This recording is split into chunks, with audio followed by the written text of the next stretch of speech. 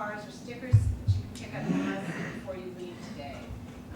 And a couple upcoming events that you might have an interest in attending. Tonight at the St. Louis's Living World Auditorium, Shattered Arctic is a talk by photojournalist Randall Hyman and part of our Conservation Conversation series in partnership with the zoo. The event is free and open to the public, and you don't need to register to attend. And then on Tuesday evening, December 10, from 7 to 8:30 p.m. at the Missouri History Museum, University of Missouri St. Louis Media Studies professor Dr. Christy Tucciaroni talks about how pop culture influences career choice and from the Mad Men of the 1960s to today's Chicago ad execs. And you don't need to register to attend. That talk is also free and open to the public, and it's being given in conjunction with the fashion exhibition, the 1968 exhibit, which is on display at the museum through January 5. And again, you can find even more science opportunities, talks, and tours on our website or listed on the event flyers and Academy literature that is available for you to take with you before you leave today. So with that said, I'm going to introduce Jim Jordan. He's with the University of Missouri St. Louis, and he is going to introduce today's speaker, Dr. David Rose.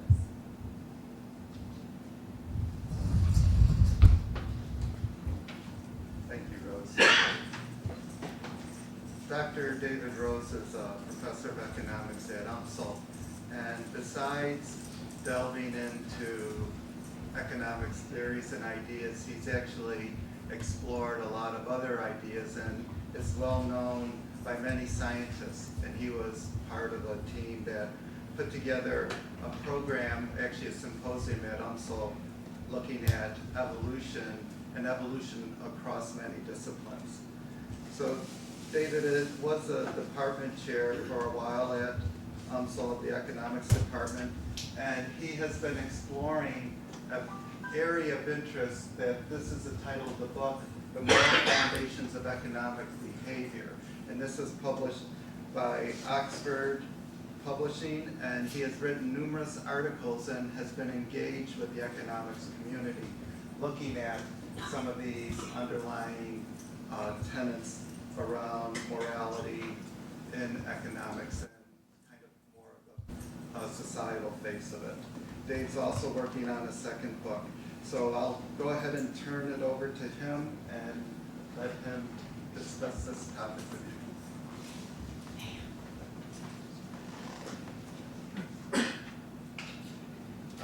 Thank you. I'm going to drink a little water because you've already heard me coughing. I've heard a couple other people coughing, so maybe we all have the same flavor.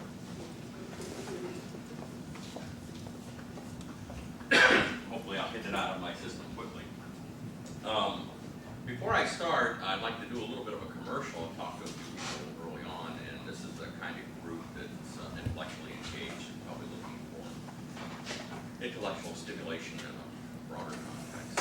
And there is a group in St. Louis that you probably don't know about, but you probably should know about. It's called the Discussion Club. They meet most every month. Not every month, but 8 months of the year. You can find out all you need to know about them at their website, which is www.discussionclub.org. It's been around since 1955, and they've had some very well-known people from around the world, Nobel Prize winners, et cetera, et cetera. So, it's a good organization, and I encourage you to look them up and give them consideration. Today I'm talking, the title I got for Moral Foundations of Economic Behavior. That's the title of my first book.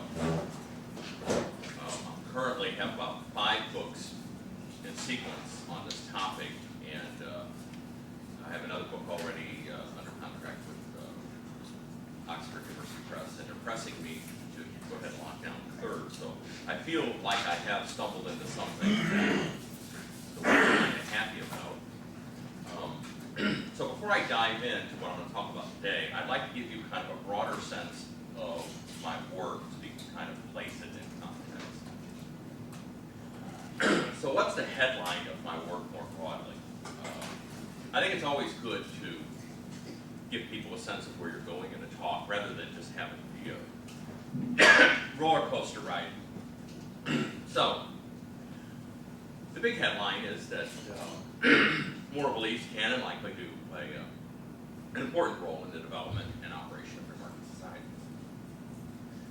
Normal people, by that I mean non-academics, particularly non-economists, don't find that to be that outrageous of a statement. They find it to be, yeah, that kind of makes sense. But economists, in particular purveyors of the so-called rational choice school of thought, really are loath to make such a claim. And the reason why is quite understandable. One naturally suspects that the argument is going to be that there's particular religions that are better for economic development than others, and therefore the differential success of societies can be explained by who got the right religion and whatnot. People are justifiably wary of such arguments. But that's not what's going on with my work at all. What I discovered in my work is that the specific moral narrative or religious narrative is really not the issue. Even the set of moral values doesn't turn out to matter very much, nor does the level of morality. How moral people are in a particular society and what specific things they value isn't the thing that makes the most difference. What makes the most difference is how moral values affect the way people think about morality. In other words, certain people have a moral belief. The moral belief has the effect of organizing moral values in their mind in a way that leads them to behave in ways that make them very trustworthy. Being highly trustworthy makes them good transaction partners, and it also creates an environment of trust in society generally. And that's very good for commerce. It's very good for economic behavior generally. So that's basically what the main overarching discovery is. Now, how we think about morality affects our ability to overcome obstacles to economic development, obstacles like the empathy problem. Now, today what I'm going to talk about is the empathy problem, which I discussed in chapter 6 of my book, The Moral Foundation of Economic Behavior. So if you get the book, you'll be able to find that material. That's what the book looks like. That's my plug for the book, by the way. Coming out in paperback in a couple weeks, and the first foreign language edition comes out in March. They decided they wanted to go big, so they're going to start with Chinese, which is always good if you're selling a book. You know, go with a Lithuanian release doesn't give you this idea. Okay, I'll begin by saying that I have nothing, absolutely nothing against empathy. In my view, empathy is the foundation of basic human decency. Many of you may have heard of Gustav Gilbert, the psychologist who advised the U.S. Army during the Nuremberg trials. Now, he certainly was onto something when he concluded that evil is simply the absence of empathy. And indeed, you all know that a person who's utterly unempathetic can be a terrifying person indeed. Empathy doesn't just keep us from doing bad things as well. It also mediates other regarding behavior. So it's an important component of altruism. So the problem with empathy isn't that there's something wrong with empathy or that empathy is somehow bad. Far from it. What I'm going to argue today is that the problem with empathy is that it's just not enough. Today I hope to convince you that the empathy problem, which explains why it's just not enough, presents a serious obstacle to social, political, and economic development. We therefore need more than empathy to have an adequate moral foundation for the fullest possible development of a free market society. I'll argue that a particular invented moral idea was likely responsible for dealing with the empathy problem in a rather effective way, producing a great leap forward in cultural evolution that I suspect was important for the rise of the West. Okay, so what's coming? Again, like I said, I don't want you to be on a roller coaster ride. I want you to have an idea where we're going so you can fit it all together. We're going to start by defining the empathy problem. I'm going to explain why the empathy problem matters. Then going to show how the empathy problem solve, and then finally we'll discuss some implications of work. Okay, so let's start by defining the empathy problem as promised. And to do so, I want to start with an example. And I'm going to ask you what is admittedly an obnoxious question. I'm going to ask you who you'd rather steal $100 from. Okay? Hopefully you've not been asked this very often. So, would you like to steal it from this nice young lady? Or would you like to steal it from them? Well, you know, the answer is obvious. We can have a philosophical debate over whether it's better to harm one person a great deal or many people by a small amount. But as a practical matter, there can be so many people in the second scenario that no person is harmed even enough to even perceive the harm. They wouldn't even be aware of it. So, the empathy problem is really based on a very, very simple insight, and this insight serves as a useful definition. Often in large groups, the harm caused by a single opportunistic act is spread over so many people that there is no specific individual with whom to empathize, and therefore sympathize, and therefore feel guilty about having harm. There's just nobody that's harmed. The examples of this kind of scenario are all around us. This is not a little academic point. This is something that is everywhere in the kind of society we live in, because we live in a very large group type of society. Most of you have computed your taxes before, and most of you are well aware that you could get yourself a larger income tax refund from the federal government if you exaggerated one of your Schedule A deductions. And it's not that hard to exaggerate Schedule A deductions. If you don't, it's for a reason other than empathy, and here's why. Suppose you have the ability to exaggerate a deduction, and you believe there's no chance whatsoever of being harmed, just for the sake of argument. And suppose your personal moral theory of wrongfulness is harmfulness. In other words, the reason why things are wrong is because they harm people. Well, in that case, you're going to exaggerate the deduction. Why? Well, there will not be one person in St. Louis, in Missouri, in the United States, or in the world who is harmed at all if the federal government gets $1,000 less from you than otherwise. And the reason why is obvious. The burden of that $1,000 shortfall is spread over far too many people. It's not even going to produce a reduction of welfare of even 1 cent on anyone. It's going to be way less than a cent. This logic is undeniable. No one will be harmed by your action. Now, I don't know about you, I would notice getting an extra $1,000 back in a refund check. So there's a great deal of benefit to me personally of doing this. But the cost I'm imposing on other people is essentially zero. I know this, so if all there is wrongfulness is harmfulness, I'm going to cheat on my taxes. Here's another example.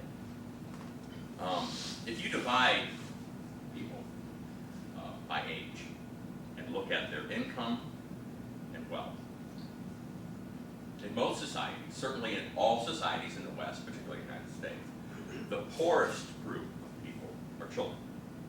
So if you're 15 or younger, you're much poorer by any measure than if you're 65 or older. So if all we did is just divide people by age, older people are richer than middle-aged people are richer than children. So children are the poor cousin of a society, and that's true for most societies. Now let's just think about it for a minute. You consider older adults using the democratic process to take resources from children through deficit spending, which is exactly what we're doing. Now seriously, how can so many people from around the world who obviously care about their children and their grandchildren elect people who promise them stuff by stiffing their children with the bill, which is exactly what we're doing? If you think about it, that's seems like a pretty deep puzzle because the very people who cast those kinds of votes have children and grandchildren. Well, in my view, this is not a deep puzzle at all. It's just another example of opportunism, that empathy-actuated guilt is powerless to come back. Now, why do I say that? Well, consider a new program or an increase to an existing program for older people. Now, in either case, the benefit of doing this to the older people is significant, otherwise why bother?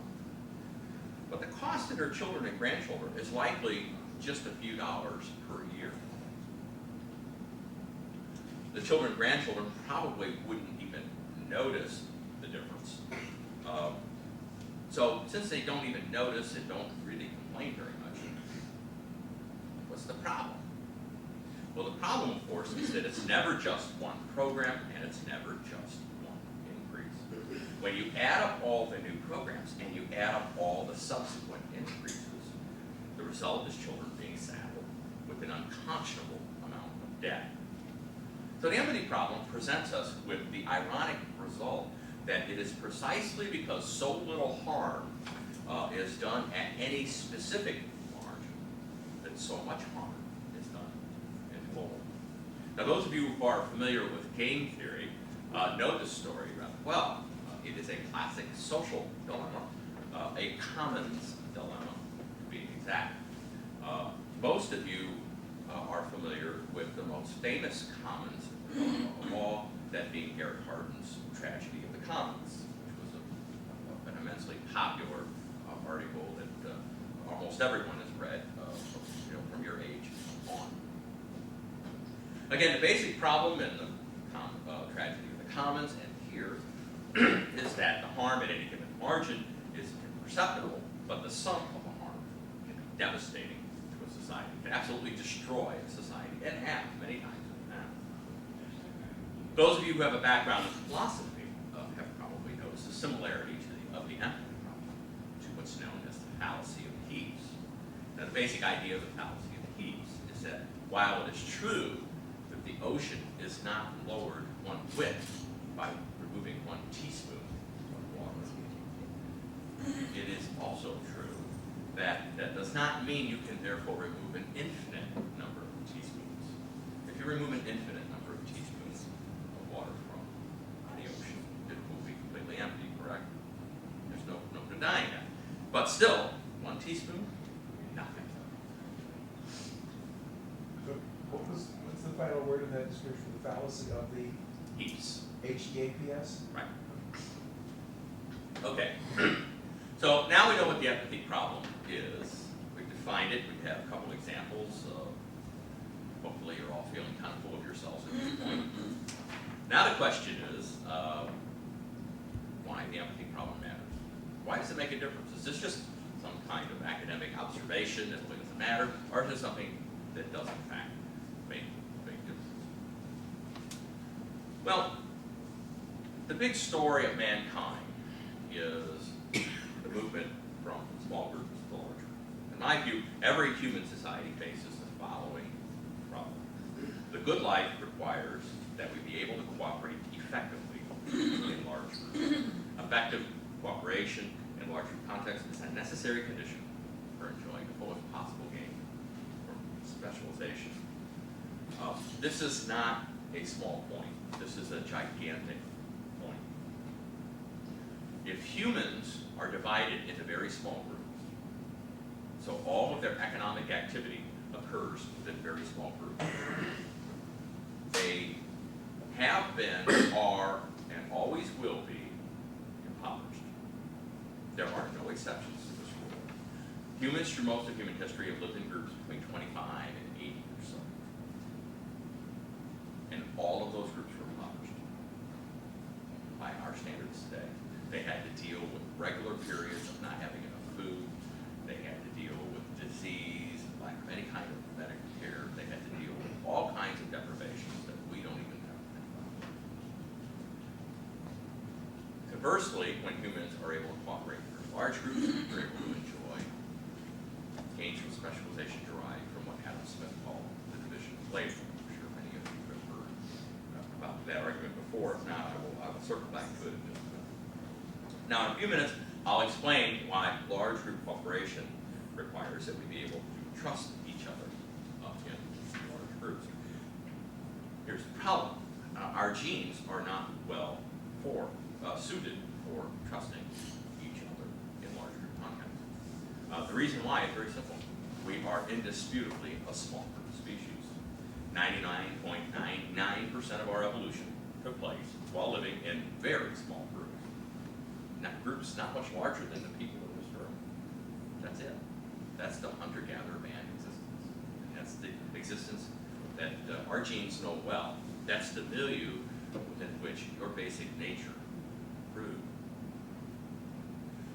What that means then is that the kind of trust that comes naturally to us evolved in and works well in small groups, not large groups. So obviously, group size is a big part of the story of economics in general and of what I'm talking about today. So let's talk a little bit more about group size. The empathy problem matters and is indeed a daunting problem for economic development and the operation of any free market society because group size matters. If we were all able to do everything we need to do in a very, very small group system, the spreading of the cost of opportunism over a large number of people issue just never comes up. So it's because large groups are so important that the empathy problem is so important. Now I've got some good news and I've got some bad news about group size. So let's start with the good news. The good news about group size is that the gains from specialization that Adam Smith talked about, the gains that result from the division of labor, rise dramatically in group size. And of course we owe that idea to Adam Smith, and that's who I have pictured on the left up there. Now when I say rise dramatically, these are not just empty words. If you've read The Wealth of Nations, you are familiar with the famous pin factory example. I imagine about half you are, the other half aren't, so we'll go over it real quick. This Adam Smith looked at a pin factory, an actual pin factory, not a hypothetical, pre-collected data, and compared the average individual worker productivity in a pin factory where you had one person making versus a pin factory where you had 10 people making pins. Now, of course, you're going to get 10 times the output just by virtue of having 10 people. That's not what we're talking about. We're talking about per worker productivity. Anybody care to guess what the percentage increase in output per worker is when you go to 10 people who are able to divide up the task and cooperate in that way versus one person has to do everything? Any ideas? 50%, which is significant. If I were 50% taller, I'd be one of the tallest humans ever lived, right? 5 times? Hmm? 5 times? 5 times. Well, that's a bold claim. So you evidently didn't go with decaf this morning, so good for you. 5 times. You're ruining the oomph of my story. What's the sports metaphor here? You've outrun the coverage. No. Yeah, well, you're way low. 23,900%. Now, that increase in productivity is so large that it is essentially meaningless. That doesn't mean anything to your brain. If you are a student in my class, you work out the basic arithmetic, and it's just an arithmetic associated with that. The gains from specialization that rise dramatically, we're talking quadratic of degree 4. I'm sorry, a polynomial of degree 4. This is not a small thing. This is not a detail. This is everything. It is everything. The 10 most brilliant people on Earth, marooned on a deserted island, cannot even make a decent toaster. And you all know that. But you don't really know why. And the reason why is because all of the constituent parts that need to be made in a particular kind of specification, a particular level of quality, you require large numbers of people for each and every little piece. You just don't have enough people to work with. Group size is the bomb. When humans can work together in large groups in a creative way, it is just amazing. You may not know this, but we've actually put man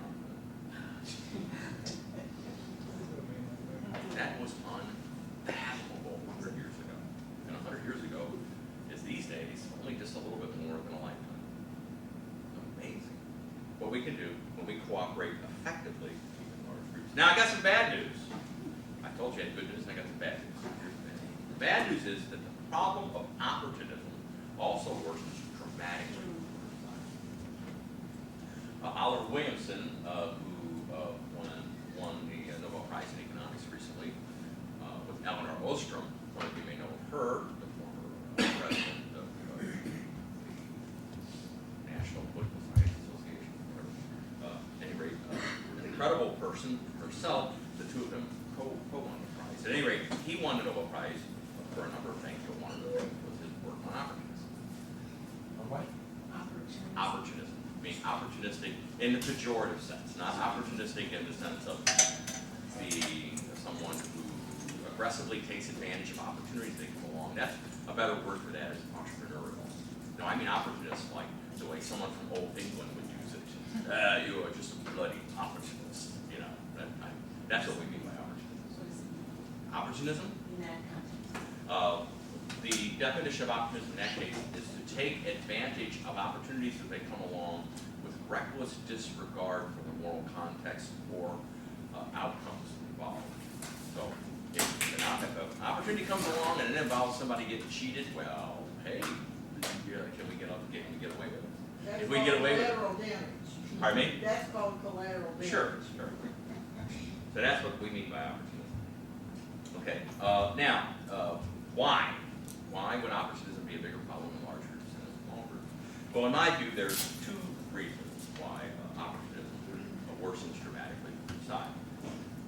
The first is, let's just think about it. What is the advantage of doing things in a large group? Remember, the big thing is to enjoy the fourth degree polynomial level of returns to specialization. So being big allows us to specialize dramatically.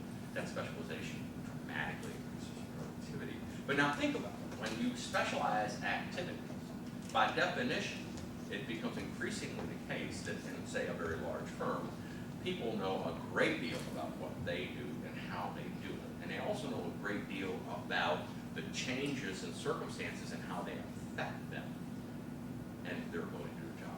While everyone else really doesn't know that much about what they do. The bigger the organization, the truer this is. So specialization tends to produce what we call extreme localization of knowledge. People in the management literature call this the knowledge silos, the idea that the knowledge is in a sense segregated. Well, what does that have to do with anything? Well, that means increasingly we're in a situation where an individual might observe some kind of change in their circumstance, and it requires some kind of a decision, some kind of an act on their part. And the act that we would want them to take is that which does the best job making money for the firm, because that's what they promised to do when they were hired. And sure, they might do that, but it's also possible that they might take some other action that doesn't really hurt the firm directly very much, but it's certainly not what's in the firm's best interest. It's in their best interest, but they know they won't be caught because nobody knows that much about it. In very, very small group situations, this never happens, but in very, very large group situations, it happens more than proportional to group size. So there's more opportunities to behave opportunistically in the sense of knowing that you have essentially no chance of being caught. Some of you probably read the New York Times, and an economist who's a very good friend of mine writes an irregular column for them. His name is Bob Frank. He wrote the book Passions Within Reason. He's actually a pretty famous economist. And he has a term to capture this idea, which is a beautiful term. It's called golden opportunities. A golden opportunity is an opportunity to behave opportunistically where you believe there is no chance of being caught. And the reason why he invented the term was to clarify our thinking about the role of trust in society and what a proper definition of trust is. Now, the second reason why the problem of opportunism worsens dramatically with group size is that our natural reluctance to behave opportunistically withers because of the empathy problem, which is, you already have an idea about why, and I'm going to talk about the idea a little further in a moment. So, large group cooperation is better, and not just a little better, spectacularly in small group cooperation, but it's also much, much harder because the larger is the group, the more golden opportunities there will be, and the more inclined we will be to act on them because of the empathy problem. Okay, are you seeing the theme here? We gotta be big to do well, but being big just causes all kinds of problems. Bigger is better, but bigger is harder. Now, in economics over the last century, and really in a big way from the late 70s to present, there's been a resurgence of interest in institutions and understanding the institutions of a free market society. That's the name of the game. You probably are wondering who these people are. The guy on the far left is Thorstein Veblen, a co-worker of mine, actually, a former employee of the University of Missouri. Of course, he's been there a long time, so he's had both people. The guy in the middle is a guy named John R. Commons, who's from the University of Wisconsin, and he did his work in the early 20th century. And then the guy on the far right, although he'd get a chuckle out of me referring to him as being on the far right, is actually he lives walking distance from here. His name is Doug North. He won the Nobel Prize in Economics in 1993, and he's a professor emeritus at WashU. Very dear friend of mine. I saw him just 2 days ago.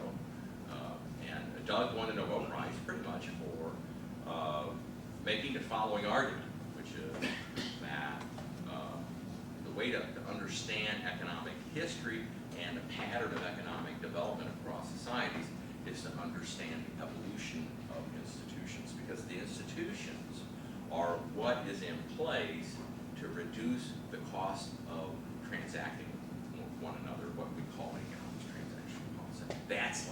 That's the main story.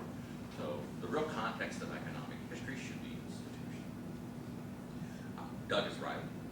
Institutions are extremely important. There's no such thing as an adequate account of economic development or economic history that does not fully account for institutions. They are super important. And in my personal view, though, institutions are such an important part of the story of economic history because ever more sophisticated institutions allow us to cooperate in and across ever larger groups. I mean, just think about it. Think about any society in your mind. Just do a little snapshot where there's no economic activity occurring in any group more than, say, 50 people. All right? Now, what kind of institutions do they have? You know, do they have retinal identification hardware? Do they have credit cards? They don't have anything you take for granted, right? Institutions and group size. So institutions are the bomb. So Doug, if you're watching this, and I know you will, institutions are the bomb. But institutions could only take us so far. Why? Because they cannot, by definition, cannot deal with golden opportunity. Why? Well, to see why, let's just think about it for a moment. There's basically two ways to deal with opportunism, that institutions can deal with opportunism. First, institutions can monitor and then punish opportunism. You can put mechanisms in place. Many firms have these sorts of things. You know, you've all heard about the kind of nasty software that keeps track of what you're doing, and then there's other stuff that keeps track of your phone calls and this and that sort of thing. And then managers that kind of walk around, watch what people are doing, ask them what they're up to, so on and so forth.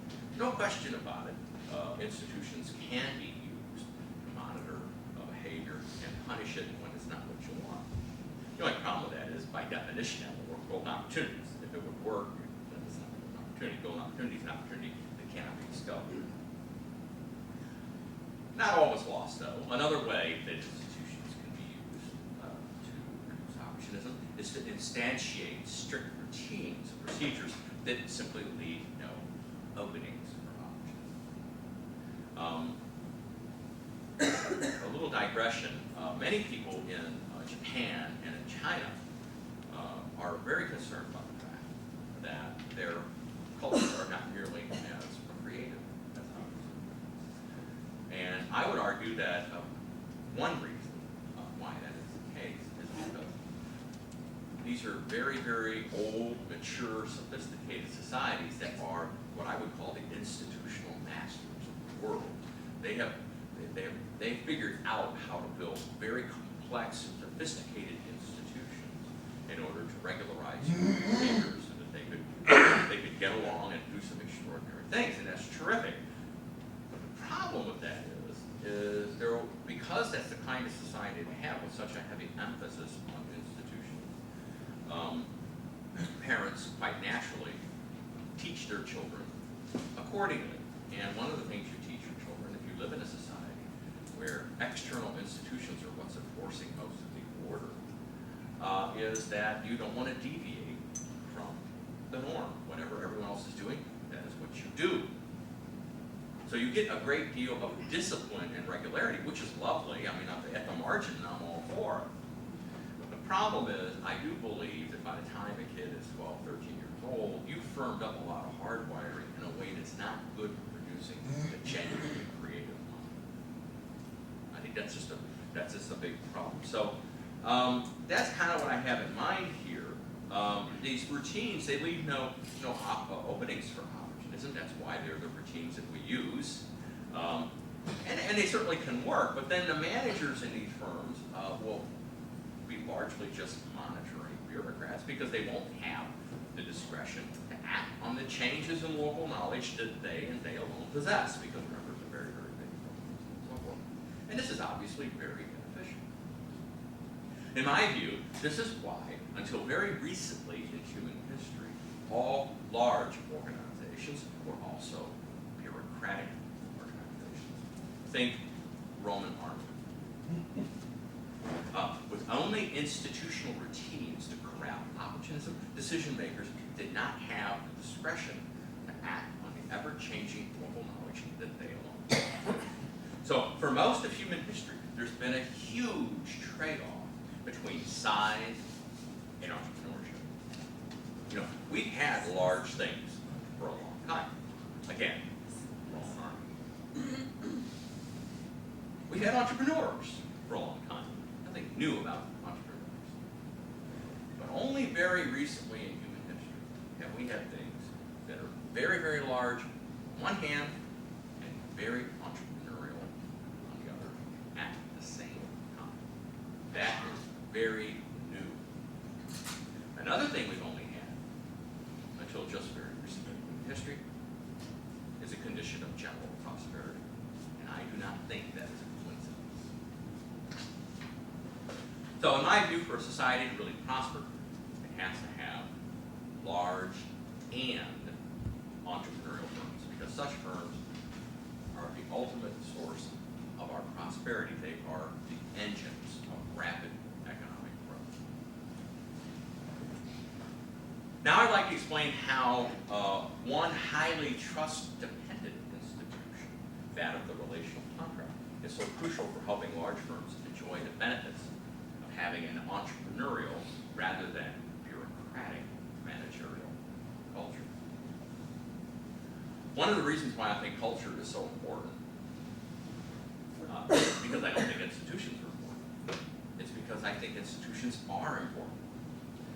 The problem is many institutions are themselves highly trust dependent, and if the trust comes ultimately from your culture, then both can be important, but that doesn't mean that there is a sense in which one is the greater among equals. The one that is primary to the other would be, and I would argue that that is the case for culture, and we'll see why as we go on. But before we do that, let's just talk about relational contracts per se.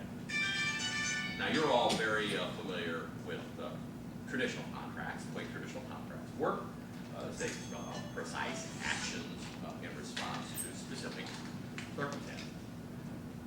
Relational contracts within firms, however, give managers discretion to act over the ever-changing local conditions and the knowledge of those changes in local conditions that only they possess. When all the managers in a firm, all the way up and down the line, uses discretion to solely maximize profits, the result is a thoroughly entrepreneurial firm. No matter how large the firm is, every single decision is guided by the sole objective of profit maximization. Now think about it. I'm not talking about a firm that's being driven by profit maximization from the top. I'm talking about a firm where every decision is being driven by profit maximization in a way that's analogous to every mutation in a genome being driven by the imperative of increasing the probability of survival. All are responding to the same thing all at the same time, which is why when people have a hard time understanding why evolution makes sense, and many people do, even people who say they believe in evolution often don't really have much conviction about it, they don't really understand it. And one of the things they don't understand about evolution that's the key is evolution doesn't have to work sequentially by trait. That's the way our brains naturally think of it. Okay, we're gonna work on eyes for a while. All right, we got the eyes right. Okay, now no, evolution is working on every single stinking margin all at the same time. Always. And that's how you can get tremendous variation rather quickly. We've got firms that are doing the same thing. At every possible decision, they're doing that which maximizes profits all at the same time. And you have kind of coherence on what's happening. Yes? I'm a little concerned about the direction it seems to be going, because it sounds like the only moral value for the corporation is to maximize profits. That's a great question for the end. I mean, because the story, there's too many moving parts in this story to answer that question now. I mean, that's a big question, and it But you say deserves the sole management objective is profit maximization. Right. That seems to eliminate almost all the normal things we consider to deal with morality. No, it doesn't. It only does if you think about morality in a particular way. Which, again, it's a big question, it deserves a big answer, and it will get it. Hang in there. Wait for it. Wait, yeah. Because, I mean, what we have is we have an argued position that has many moving parts, and they all go together a certain way. And it'll get too quick. We'll be here until, I don't know, 5 or 6 o'clock. Okay, so at any rate, what was I talking about? Something about it. Evolution, all working. Okay, so we have every decision all the way up and down the firm's hierarchy, across everything it does, all being trained to the same objective. And this idea of something being trained to the same objective is actually an extremely important mathematical concept which I've developed in other work. It's a necessary condition for efficiency broadly construed, for reasons I cannot get into today. I'd be happy to do another talk if the fee's high enough. And I have spoken quite a bit on this topic, but it takes us too far afield today. Now, here's another thing. If at the same time that these managers have the discretion to be able to act on changes as best as they see fit, because they can be trusted by their firms to do so without taking advantage of the situation. If at the same time, the people making these decisions can be trusted by the managers, we have a whole bunch of really cool things that happen as well. The discretion afforded by relational contracts also allows managers to engage in experimentation and in innovation that was simply out of bounds and therefore out of the entire mindset for most firms through most of human history, because the strict routines were in place to combat opportunism, because owners feared managerial opportunism. I mean, this is not a small thing. Just imagine yourself working at a firm, say the Soviet Union circa 1972. Some of my co-authors are Russian, so I know a little bit more about this sort of thing. Just imagine you're in your Soviet Union 1972. All right, a good way to draw all kinds of unwanted attention to yourself is to start having new ideas about how to do things, or recommendations about how you could move this person around or that person around. They did not want to hear that. That was going to cause problems. And the reason why is the procedures were in place to make sure people don't take advantage of the situation. So anyone who's interested in changing the procedures is immediately suspected of being somebody who's got an angle. So your motives are suspect. Now, compare that to somebody in a firm in the United States, circa 1972. And the manager has a great deal of discretion. They're given a lot of responsibility They're supposed to make certain bottom line targets, but how they do it is not that big of a deal. I mean, the firm doesn't really care. They can hire who they need to hire. They can use whatever inputs they need to use, whatever technology they think thrives. Those kinds of managers are much more innovative. They engage in far more experimentation. And when they do, good things happen. I mean, that's the ultimate source of economic growth. So my point is that in a high trust society, relational contracts are able to support infinitely greater experimentation, invention, and innovation within firms because the people who are actually there doing this stuff have the ability to do so because they have the flexibility. Now, at the same time, if the managers can trust the firm to give them their just desserts for their creative efforts, and that's not always true, right? Again, let's go back to the Soviet Union in 1972. Suppose you come up with a really clever thing, and for some reason you aren't immediately dismissed, you get lucky, and it actually does help. We know who's going to get the credit. It's not you. No way. Now, what does that do to people? You might get in trouble if you have a new idea. But if you don't get in trouble when it works, you won't get anything for it except being bitter about the fact that somebody else will take credit for it. This is not the way you get people to be innovative and creative.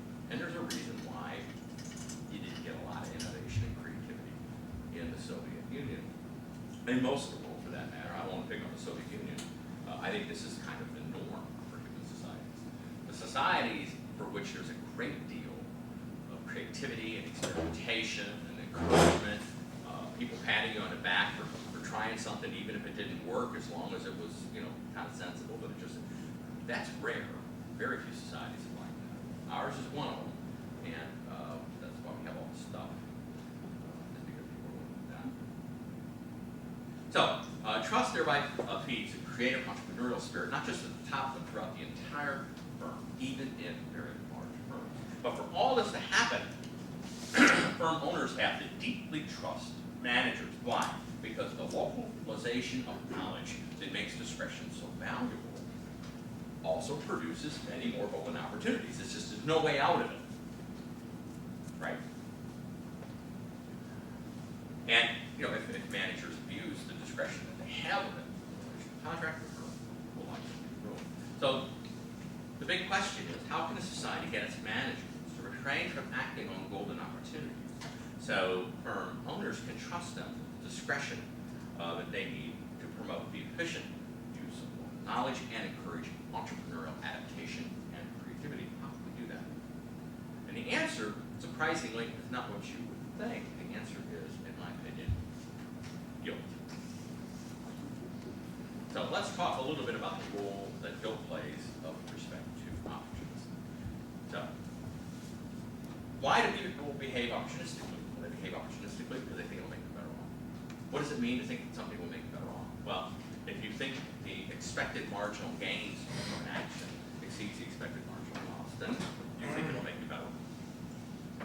That's just simple rationality 101. That's even more fundamental than economic rationality. That's just straight up rationality. So, the benefits are the increase in your happiness. Economists call that utility. So, U of X means utility generated by undertaking an action called X. We're going to focus on opportunistic action. So a person can do something where they're taking advantage of some kind of trust in some way, somewhere, somehow. They're lying, cheating, stealing, whatever. Something like that, burning down somebody's warehouse, being another. And it's going to give them some utility. They're going to benefit from them. Now, of course, they got to compare it to the cost of doing so. If you ever burn down somebody's warehouse, you might get caught. If you get caught, you go to jail. Jail is no fun. So you have to take into consideration the probability of being caught and the cost and so on and so forth. And you can work up in your mind some kind of notion of expected marginal cost. So when we behave opportunistically, when the expected utility from behaving opportunistically exceeds the expected cost, that almost can't not be true. Almost can't. Not be true. I know it's a double negative. I'm trying to be dramatic. Okay. But here's the thing. If we can make decision makers feel guilty about behaving opportunistically, then we can increase that C term, even for golden opportunities, right? Because even if you get away with it, you know you did. And now, some people kind of dismiss guilt. They say, well, okay, guilt's like sand in gears. Okay, I get it, but I mean, is that really a big mover? Well, the harder a person makes that argument, the more inclined I am to think that there's something wrong with them. The more opportunistic they are. There you go. Good job imputing motives. I like it. Okay, so why? Well, most of us, especially when we were little, one of the reasons why we are the way we are is because we did things that were wrong. And then we felt terribly guilty about it. And then we did it again. And then we felt guilty again. And then we did it again. I was not a very smart child, so there were many iterations. But over time, you pick up a pattern and you start to say, you know what? I really want that, but it is just not worth the guilt. It's just not worth it, right? And that's the way it is. And of course, normal people also know, either in their own lives or they know of other people, that we're driven either to the edge or all the way to suicide over feelings of guilt. I mean, when you feel terribly guilty about something, it can be completely suffocating and debilitating. This is not a small thing. Guilt cost is a big thing. It can totally swallow you up. So this is not a little detail, it's a big thing. Now, why would that be important? Well, now wait a minute. If we can drive up the feelings of guilt associated with behaving opportunistically enough, we can make that C term so large that it's the net utility associated with behaving opportunistically is always negative. So it's therefore irrational. Behaving opportunistically just doesn't make sense. If you didn't feel guilty about being a bad guy, then it might make sense for golden opportunities, but if you feel so guilty, it doesn't make sense. It isn't that you're confused. It isn't that you're irrational. You are perfectly rational. But given the moral beliefs that you have, the perfectly rational thing to do is not behave opportunistically, because it's not worth it. Again, I can't stress enough. There's nothing irrational in my story. Nothing. This is perfectly rational. If people, for whatever reason, feel sufficiently guilty, they're not going to be able to. So, the bottom line is that society can figure out how to drive up the feeling of guilt enough. It can put itself in a position where it's able to trust decision makers with discretion, so that we can use relational contracts, and so we can benefit from all of this experimentation, innovation, and rapid adaptation to changing circumstances. In other words, have firms that are entrepreneurial in nature rather than merely bureaucratic in nature. Okay, but there's a problem, and it's a big problem. People feel guilty about doing things when they believe they are wrong. Now let's suppose that prevailing moral beliefs hold that wrongfulness is derived solely from harmfulness. Now you might say, well, that's ridiculous, that's the way I feel. That is my point. There's a great deal of research in developmental psychology that indicates that an aversion to harming other people is very, very strong and very universal. So there's good reason to believe that our hardwired sense of moral restraint can accurately be described as harm-based moral restraint. So let's talk a little bit about harm-based moral restraint. My claim here is that if wrongfulness is derived solely from harmfulness, in other words, the reason why something's wrong is because it hurts somebody, then our hardwiring won't make many acts of opportunism feel wrong. You might say, oh, well, that's wrong, but it doesn't feel, you don't feel emotionally stirred by it. Now, okay, now, put your tomatoes away. We only have one equation. It's not that big of a deal. All right? This is boiled down about 7 times. At any rate, B is net utility. When it's positive, undertake action X. That's simple. When it's negative, don't. If it's positive, it's rational to behave that way, and if it's negative, it's irrational. You're worse off by doing it. Got it? U is what it was before. That's the happiness generated by undertaking action X. So you stole a bunch of money, the money made you happy, U is how happy it made you. Okay? Now what about all these terms? You'll notice that this is a plus, dot, dot, dot, plus. So it's meant to be a long sequence of terms. All right, well, let's just take them in turn here. X is the opportunistic act. N is the number of people in the group. Okay? Okay, the subscripts are an index. So sub 1 means person 1, sub 2 means person 2, up to sub n, the nth person. So what I'm doing is I'm enumerating all the people in the group. I've skipped those because it would just take too long, right? Now let's take a look at person 1. What does all this mean? Well, delta means change in. U sub 1 means the utility of person 1. Why do we care about that? Well, you'll see in a minute. But let's just break it down. We have n, that's the number of people. We have h of x. What's that? That's the total harm imposed on the whole group of the opportunistic act. So somebody cheated on their taxes. They got back $1,000 more than they otherwise would.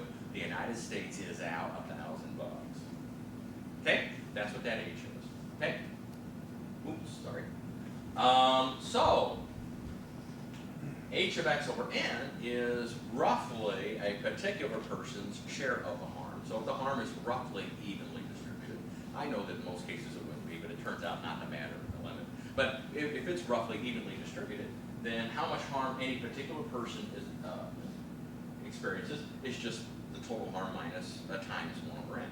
So if n is huge, it's not going to do much. Okay, theta sub 1. That's how much the person who's thinking about behaving opportunistically cares about person 1. Right? Now, in my view, and I talk about this in the book quite a bit, theta sub 1 isn't 0 for people you don't know. It's probably positive, but small for people you don't know. And the more closely associated you are with someone, the larger it will be. If it's somebody like your kid or something like that, it might even be a little bit greater than 1, meaning that somebody else's welfare. When my students balk at this, I say, okay, have you ever been to Walt Disney World? And they, some of them say, yeah. I said, okay, now there's a bunch of people who are like 35 to 40 years old there. Really, are they that stupid? Why do you think they're there? They're there because it gives their children joy to be there. It makes them happy to see their children being made happy.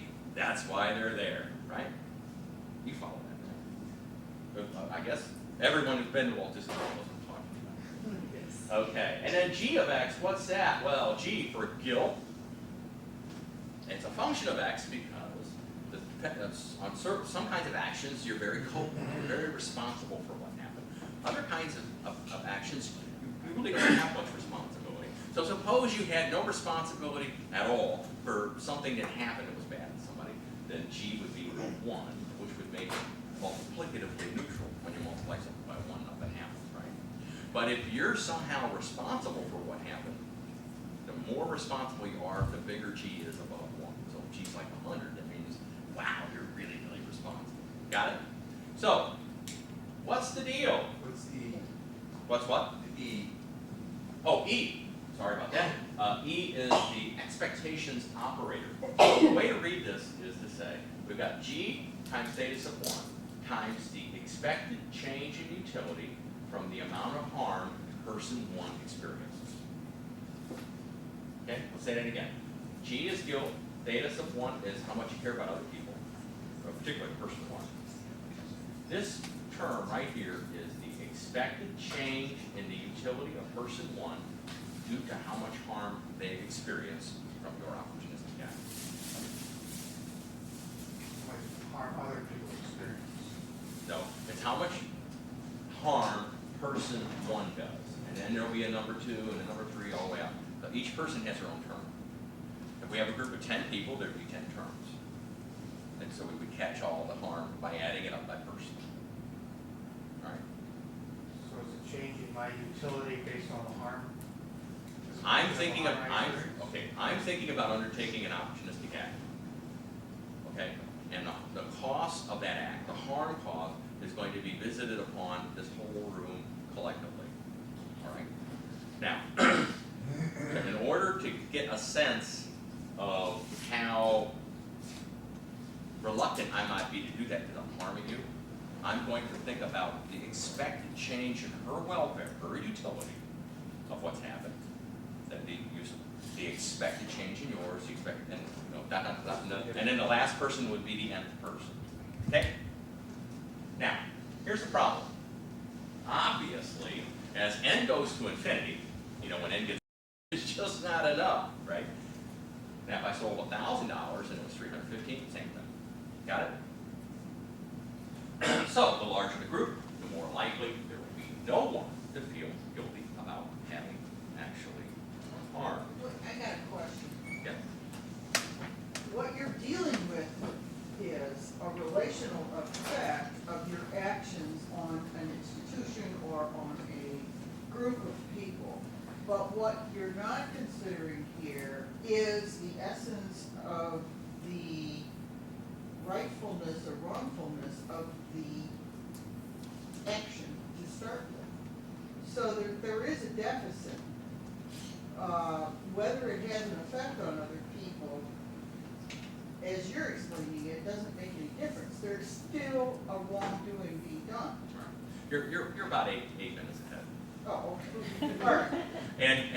But here's what's interesting though. Depends on the audience. I've talked about these things around the world. The group that's going to be the most incredulous about what I've said up to this point are people like you. But that proves my point. You're also the really, really, really, really, really rich people compared to most people in society. And because you live in a society where there's a shockingly high level of trust for reasons that are explained by the fact that you're just saying, no, but it's still wrong.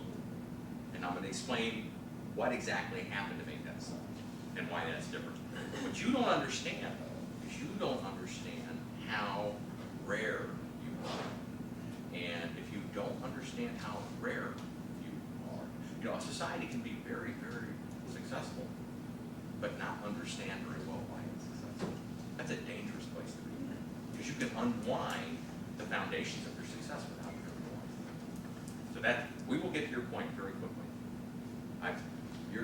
You're preaching to the choir. Okay.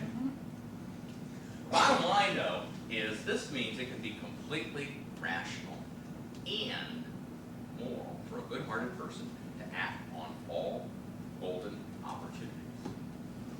If his moral restraint is solely harm-based in nature and the act of opportunism is occurring in a larger context. There's just no reason not to. Why? No reason why. It's the empathy problem. Again, large groups, total harm can be divided over so many people that no individual is perceptibly harmed. The lesson here is that trust sustained by our hardwired small group sense of restraint is not scalable. We can't create a high trust society by just ramping up the psychological mechanisms that produce trust in small groups. If we are to have genuine trust in larger context, it would have to come from some other mechanism. We're just not going to get it through harm-based moral restraint.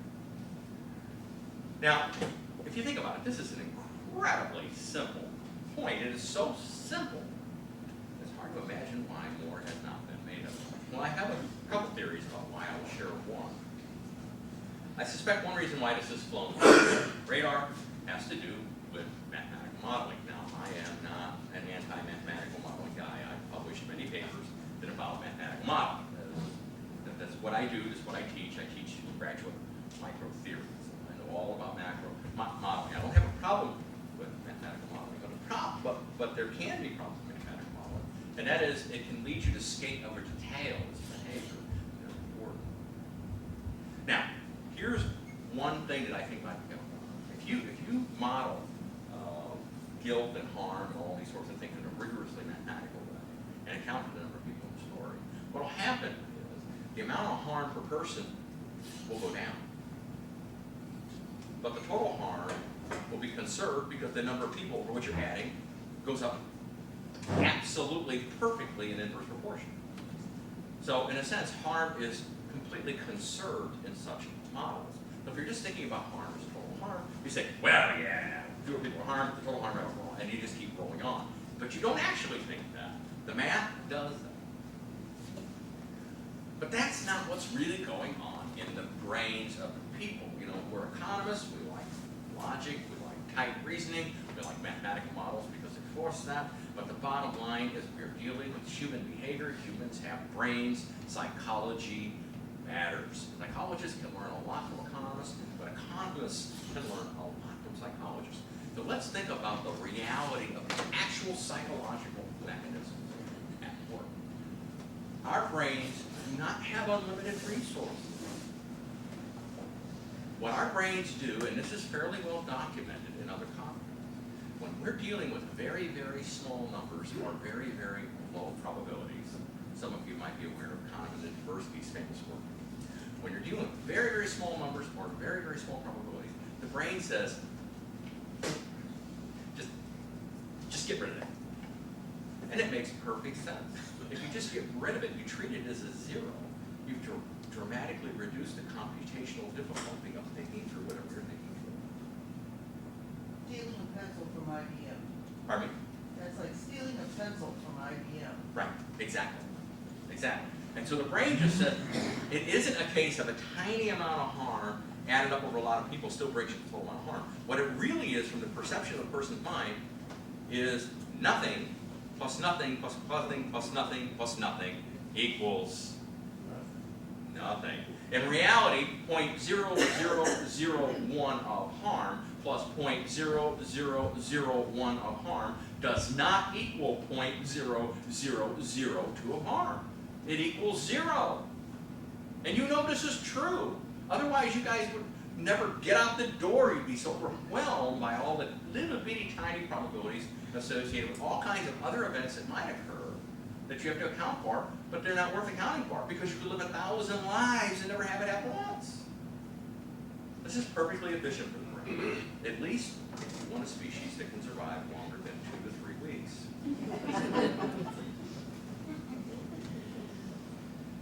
Well, it isn't just hard to see, it's also hard to solve. Now, this is the cost term, so it's not the whole thing, but it's just that cost term, you know, that far right side of that other equation.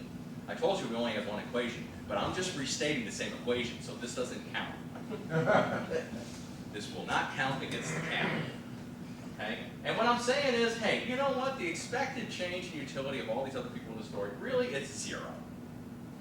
When n is big, it's just 0, and that's the way we think. All right? Now that's important to get that straight in your head. Why?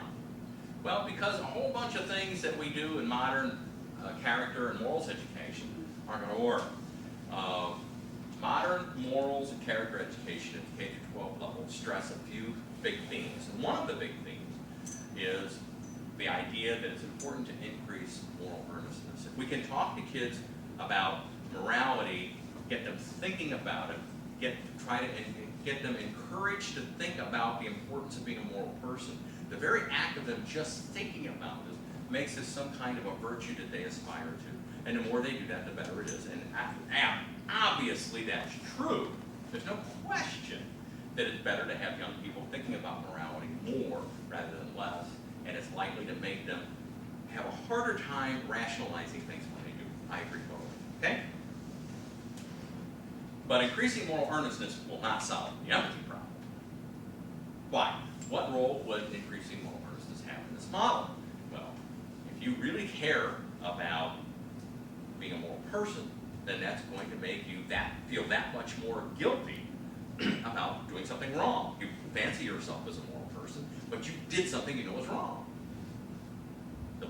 So the more morally earnest you are, the bigger the G terms are. Well, I got news for you. G times something times 0 is just 0.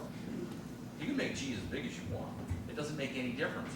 If the whole reason why you feel guilty is because you did something wrong, and the reason why it's wrong is because it harmed somebody, then when nobody's harmed, the premise never gets going, the story never gets off the ground. Another angle that we see in modern K-12 character education, also in business ethics courses as well, is if we can just make people care more about each other, that'll be better. And you see this everywhere. Okay? Okay, let's review. That means make theta 1 big and theta 2 big. Make theta across the board big. I'm all for that. I think it's a better society when theta is bigger, all else the same. I am not quibbling with that. I'm just saying that won't solve the empathy problem. You can make this 25,000, you know, and a billion. You know, that times 0 is still 0. Now, what's the logic? What's the intuition? The basic intuition is, if the reason why I care about the harm being done to someone is because I care about them, but they're not being harmed, how much I care is completely moot. This is why you have stained fingertips if you do the Easter thing from jelly beans. You know, you die for your children, but you still rip off your jelly beans. Well, not all of you, but some of you do, and you know you do. Right? The same thing happens at Halloween. Another one, God is watching you. Economists are really into the God is watching you things. Well, I'm serious. There are many economists, they think they've absolutely figured out everything. Religions are important because with religion we have an external monitor that is ever present. Okay, that's good. But if God is watching you do something that's not wrong, then God watching you isn't going to change the outcome. If you think what makes it wrong is the fact that somebody's harmed and nobody's harmed, God is watching a completely innocuous event. God watching you does not solve the problem. Okay, inculcating something like Hillel's rule or the golden rule to effectuate generalized reciprocity won't solve the problem either. This is another. This is kind of like the modern approach taken up a notch, but even this doesn't work. Some of you may know the book Bowling Alone by Robert Putnam. Okay, Robert Putnam's a good friend of mine. This is kind of a favorite of his, and I've just said, you know, you're just wrong. And he's kind of come around. That's just wrong. These arguments don't work. Let me explain to you why that's wrong. Okay, now, Golden Rule, Hillel's Rule, both are attempts to get us to use our imagination and project ourselves into the other person's situation. Basically, to gin up our sense of empathy. So here's how it works. I can do something that's going to benefit me a great deal, all right? But it's dishonest. It's an act of opportunism, and it's going to impose a cost upon this whole group. All right? Now, suppose that the cost it imposed on any particular person in the group is extremely small, like let's say half a cent, and very often that's what these things are. Truly, that's usually what's going on in a large society, like half a cent. All right, so you're going to be hurt by half a cent. Now, Hillel or Jesus would say, you know what? You need to think about that other guy and well, how would you want to be treated, blah, blah, blah, right? So I say to myself, okay, I'm going to pretend that I'm you. So I'm over here, and I'm looking at this guy, and he can get, you know, 10,000 bucks. But to do so, I get dinged by a half cent. Well, I don't even know him. I don't particularly care about him. But I don't give a crap. Jesus, if you can have 10 grand, I'll give him half cent. Yeah, Hillel's rule's not going to work. Why doesn't that work the other way around with regard to taxes? A very small amount of taxes doesn't hurt me very much, and in aggregate, it's going to help a whole lot of people who are hungry or homeless or whatever. That's just the same principle applied in the opposite direction. I don't understand your question. There are a lot of people out there who do not want taxes to be raised on iota. And he's implying the impact of raising taxes on any one individual will be small. But the impact on society or Right. somebody else that will be pretty big. Right. So there's a lot of good to come out of it at very small individual costs. So why doesn't that work in that direction, just like Yeah, it work in the others? I understand, sure. I work out that whole thing out in the book. It has to do with the difference between the right kind of implicit moral theory with respect to positive moral action versus negative moral action. In the book, you'll find a 2x2 matrix with positive moral action, negative moral action on the rows, okay? And then you'll have consequentialist and non-consequentialist theories of morality on the columns. And the position I work out shows that positive moral action, not only must negative moral action be non-consequentialist, which is kind of what we're headed to. You can see that coming, right? I mean, you were worried I wasn't going to get there, but now you're okay with that. Now you're worried I'm not going to get the other half. But it turns out that consequentialist reasoning, it's every bit as important that positive moral action be mediated by consequentialist moral reasoning. So in my view, everyone is wrong. People who think that it needs to be all consequentialist are wrong. People who think it needs to be all non-consequentialist are wrong. They're all wrong. In order to have moral beliefs that produce the highest level of trust and therefore support the best society for everybody in the long run, you have to have non-consequentialist moral beliefs ruling the way we think about negative moral beliefs. Consequentialist beliefs are the equation. No. Well, no. Yes. The equation is consequentialist. The equation is consequentialist, but that's not germane to this argument right here. This is an ultimate, the point of what I've done so far is to show how consequentialist moral reasoning falls down and cannot do the job. Consequentials mean based on harm to others. A consequentialist theory of moral propriety is a theory that says something is morally good or morally bad depending upon the ultimate outcome of what happens. A non-consequentialist approach says that some things are inherently wrong or inherently right irrespective of the consequences. Okay? As you might suspect, wow, man, I'll tell you what, when the wheels come off, they come off. Yeah. When you're talking about harm, non-harm, consequences, non-consequences. I wasn't talking about that, but go ahead. He brought it up. Okay. We're talking about chapter 6. He's What talking I'm about chapter 9. thinking is that there's going to be an aggregate set of consequences or effects or harms or benefits, not just for that one individual, but collectively over time within the psyche of the people that this guy is screwing. That's going to develop a societal mistrust for people like him, just like we all rail about Wall Street, okay? Because there seems to be a lot of people on Wall Street who are doing that to everybody else. Now, you're talking about something that is not concrete, you're talking about something that's out there in the ether. Okay, in terms of total harm. All you're concentrating on is the individual and whether he's causing somebody across the street harm. But I'm saying that it's a bigger picture than that. There is. And it's such a big picture and such an important picture, it deserves its own book. The title of the book is Why Culture Matters Most. Coming out, 2015, Oxford University Press. Already signed, yours truly. I agree totally. I agree totally. The position, and let me just frame it real quick. The position that's worked out in this book involves genuine, generalized, bilateral trust, which is a huge thing. It's a huge thing, but it's not the same thing as trust in the system. Trusting in the system is a different thing. And what I show is that the same kind of moral beliefs that maximize genuine, generalized, bilateral trust also maximize trust in the system. But the only way those beliefs can be conveyed in a way that's dynamically stable, in other words, it can persist in the long run, it can keep working, is if they are culturally transmitted because they solve a problem, an incentive problem associated with transmission. But that's a whole book. You've seen all the trouble I've caused with one chapter of this book. I mean, when you Well, go let's to the get on to grocery the end store. of it here. Yeah. Well, yeah.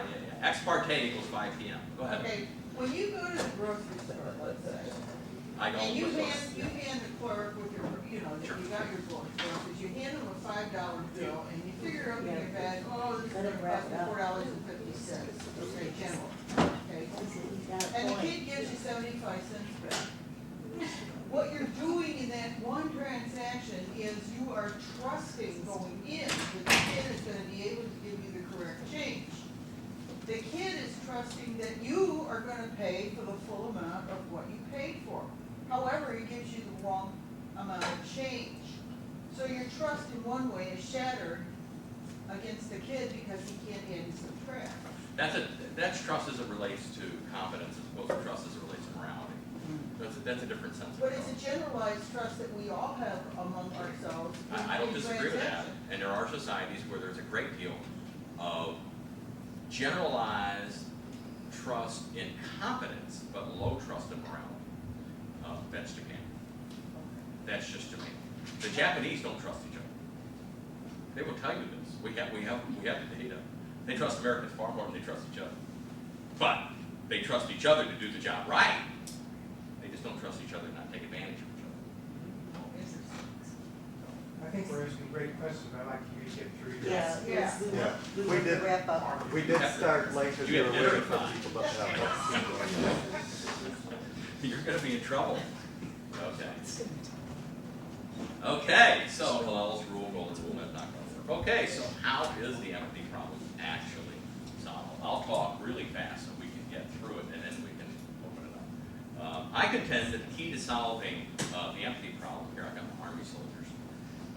Those are like those little plastic ones, they're about 1.5 inches tall. You know, when I was a kid, they were everywhere. You could buy them at a gas station. They were still. I contend that the key to solving the empathy problem is not to change how moral we are, but to change how we think about morality. It's a different thing. Specifically, we have to introduce and reinforce beliefs that create new neural pathways in the brain. So guilt becomes directly associated with opportunistic acts and not just their effects. The stronger are these pathways, the more automatically one rejects opportunism, so the more likely he can be completely trusted. Moreover, when one reaches the same conclusion about opportunism not being worth the cost of guilt over and over and over and over, and with me it was a bunch more overs, but I'll save time, the brain eventually stops wasting resources on even considering opportunistic actions. I think this well describes the moral development of most people in this room. What sorely tempted us as children doesn't even appear on our radar screens as adults. If there's a plumbing crisis at Quick Trip and the workers all have to run in to deal with it, you aren't thinking, I'm thinking extra large Three Musketeers for free today. It does not cross your mind. It just doesn't. It doesn't even, you don't even think about it. Obviously, nothing makes for a more trustworthy individual than someone who doesn't even consider behaving opportunistically in the first place. It's not even on their radar screen. That's a good place for society to be, to have a lot of people who are that way. And there are some societies that are like that. Most of your parents understood this. That's why when you were 5 years old and you stole some of Bobby's army soldiers and defended your actions to your mother by saying, he has so many, he couldn't even notice losing 5 army soldiers. You know what your mother said. She said, young man, that is beside. It's still wrong, and you're still a thief. And you will march down there now, and you will give them back, and you will apologize. And it better look real. Now, such rebukes serve to connect guilt to the act itself, making it feel inherently wrong. Stealing is wrong. Not stealing is wrong because stealing hurts people and people get hurt and hurting people bad, and therefore stealing. No. We don't have all these other things. Stealing is wrong. It's inherently wrong. Moral beliefs that give rise to such rebukes exemplify the concept that I call principled moral restraint. Okay, so let's take a look at the logic again here. Again, solving the empathy problem, in my view, requires attaching involuntary feelings of guilt directly to negative moral actions. So, here's our equation. It's the same equation, it just has another term put on the end, but it's still the same equation. I like to think of it as a bigger and better equation. You see this minus g super p of x. G is guilt, p is principle, and x is the opportunistic act. What that g super p term captures is what I call principled moral restraint, meaning that you think that doing x is wrong. In and of itself, it's inherently wrong. It's wrong as a matter of principle. Therefore, you're going to experience that guilt, even if nobody's harmed whatsoever. Why does that matter? Well, that being said, it says n goes to infinity, and all those terms in the bracket disappear. G super p is still there. So, if we can teach people about morality in such a way, this is what you were alluding to earlier, where they really feel, they feel badly about stealing, they feel badly about lying. It doesn't have anything to do with anybody harm. That you're not supposed to do that. That's wrong.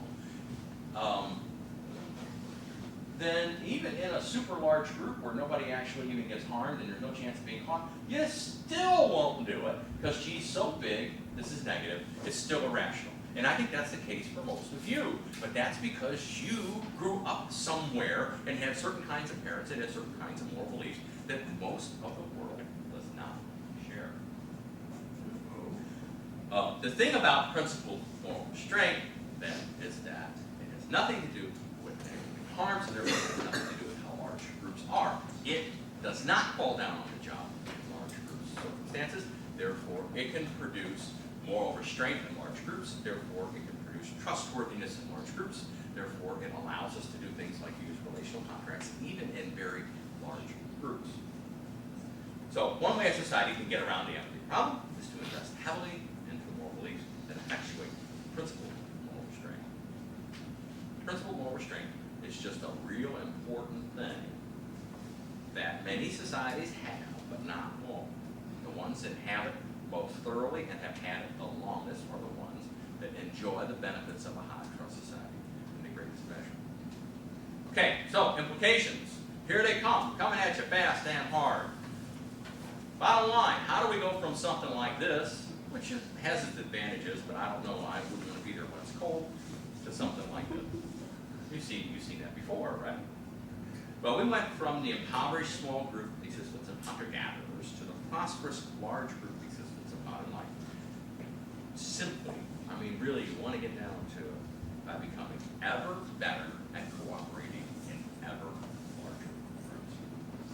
Inventing institutions to overcome the limitations of small group trust was huge, it was gigantic. It helped us build entire civilizations. That's a big deal. But even in these great civilizations, history that you all know so much about, most of the people remain terribly impoverished. Very few people live well in those societies. Being able to trust strangers and use trust-dependent institutions like relational contracts allowed us to build highly creative free market societies capable of producing general prosperity. I think abstract moral ideas like principled moral restraint were the key to supporting cooperation in ever larger groups by increasing trust in each other, even those we don't know or particularly care about, and by making trust-dependent institutions like relational contracts possible. The empathy problem is just one example, in my view, of the challenge of moving past our small group genes. Down deep, we're all pretty much the same. We're tribal, we're nasty, we're petty. That's who we are. That's not a biblical statement. It's a biological one. It's in there. Now, there's also good stuff in there, but that's in there.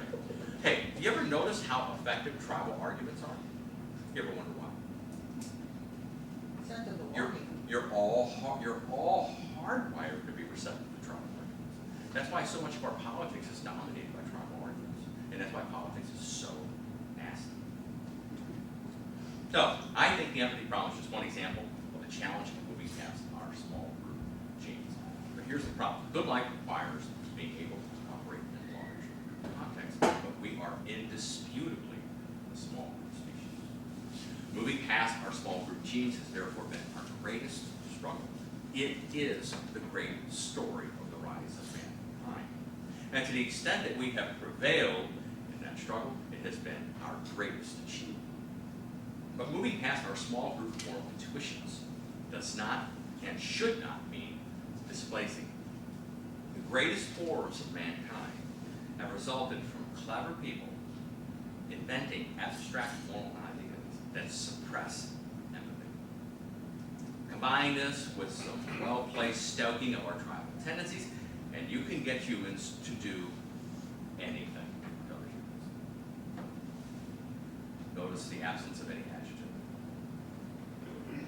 So while we are indisputably a small group species that is in some sense maladapted for creating the kinds of societies that produce the good life, it does not follow that tamping down our small group moral intuitions is the best solution. A better approach to maximizing human flourishing and advancement is to address the limitations of our small group moral intuitions without throwing out the baby basket.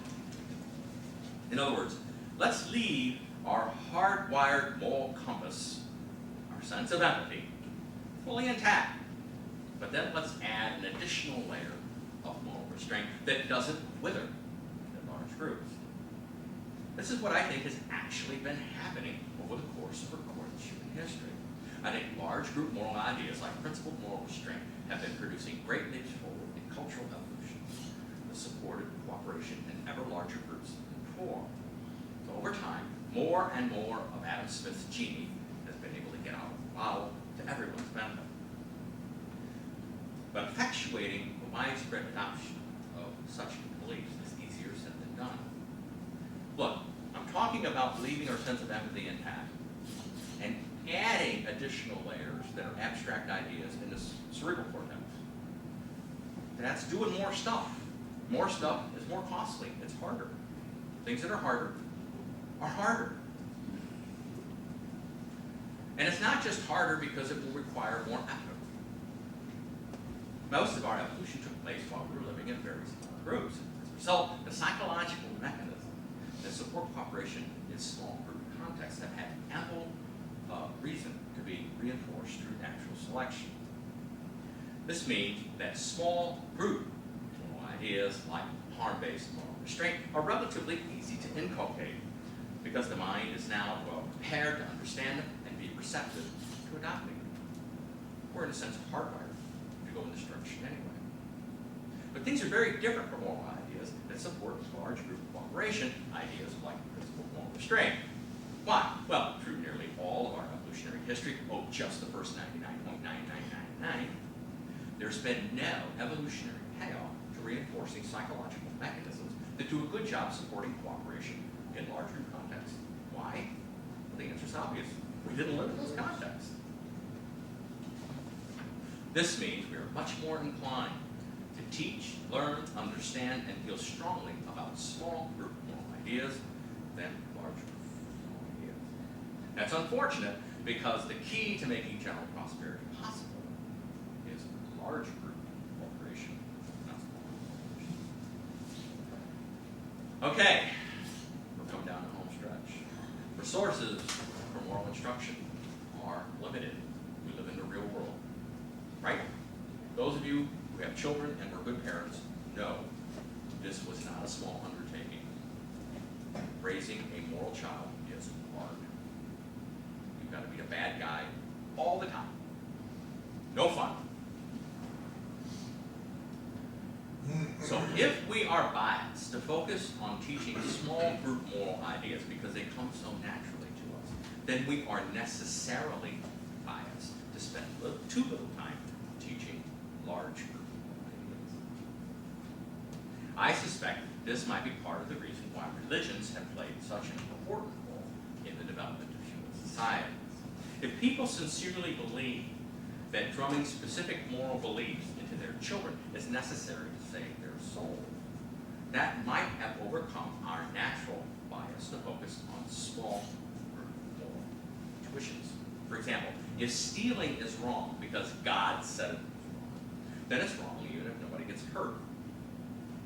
This allowed some religions to get around the empathy problem and thereby make it easier for people to trust each other in large groups and therefore easier to cooperate in large groups. Whether it was religion or something else, the widespread adoption of ideas that made large group cooperation possible had Promethean effects on social, political, and economic development, largely in the West. Finally, how much a society invests in moral instruction matters.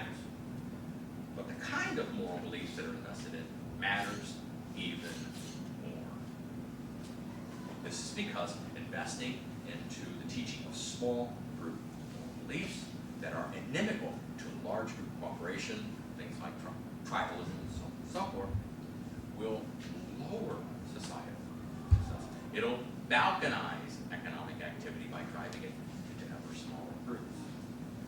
There's simply no escaping the fact, no matter how uncomfortable it makes us, that the content of moral beliefs matters. Think about it. A hallmark of underdeveloped societies is hyper-religiosity.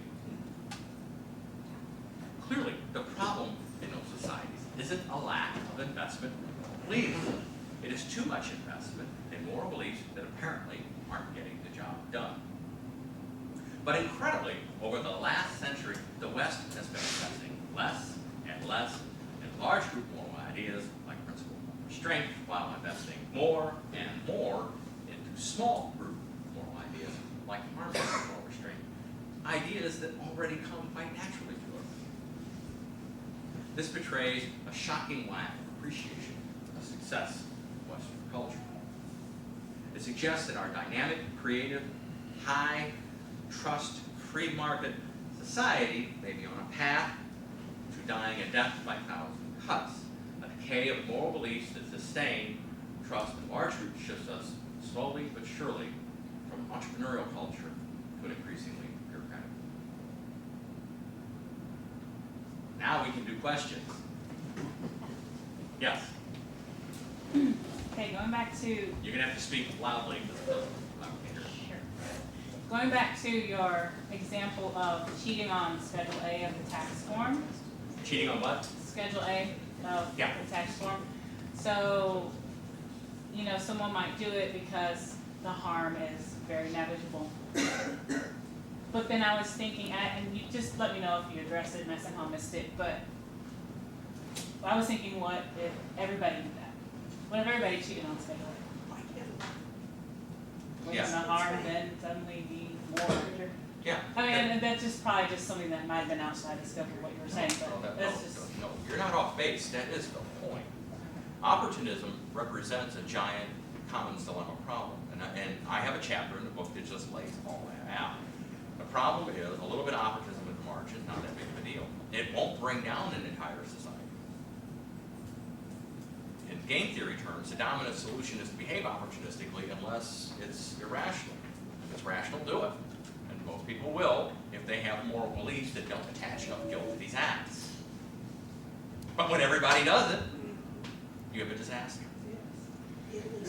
So that's why it's in our collective best interest to make sure that we have a culture that conveys ideas in a way that resists that. My point is, you can put all of the institutions in place you want, but at some point, if you haven't attended to your culture, you will suffer.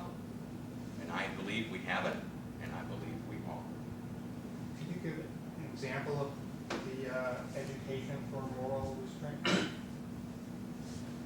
I forgot. Are you talking about nuns with rulers, or? What do you, I don't follow the question. You're advocating for building moral restraint, Right. not harm-based moral restraint. More character. Are there examples of that being done out there that you would? Well, you know so many of these examples that you can't perceive of them for the same reason she couldn't perceive them. They're in the background of your life. You taught your children these things. Every time someone told you, when you offered up a harm-based moral restraint justification for doing something wrong, which you did frequently when you were old, and you were told no, young man, every time you were rebuked in that way, even though a theory wasn't offered to you, well, that'll wake up. Yeah. All right, so you're not particularly advocating for character education or moral education programs, or? That is a political dynamite kind of question. I mean, are you, I believe, are you funded by those folks? Is also kind of a background question. who? Some of the folks who are advocating for very conservative, obedience-oriented character education programs. Not funded by them. I didn't even know what you were talking about.